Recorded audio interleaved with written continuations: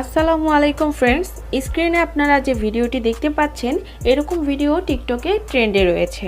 তো এই trending video edit করতে আমাদের প্রয়োজন হবে জনপ্রিয় TikTok video editing app CapCut application. Second আমাদের প্রয়োজন হবে ক্যাপকাট টেমপ্লেট লিঙ্কটি ভিডিওর ডিসক্রিপশন বক্সে প্রোভাইড করা আছে। তো আপনারা সিম্পলি ডিসক্রিপশন বক্সটি ওপেন করবেন, দেন ডিসক্রিপশন বক্স থেকে এই টেমপ্লেট লিঙ্কের উপরে একটি ক্লিক করবেন।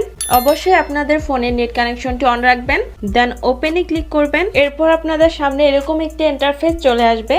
তো এখানে ইউজ টেমপ্লেট ইন ক্যাপকাট এখানে ক্লিক করবেন।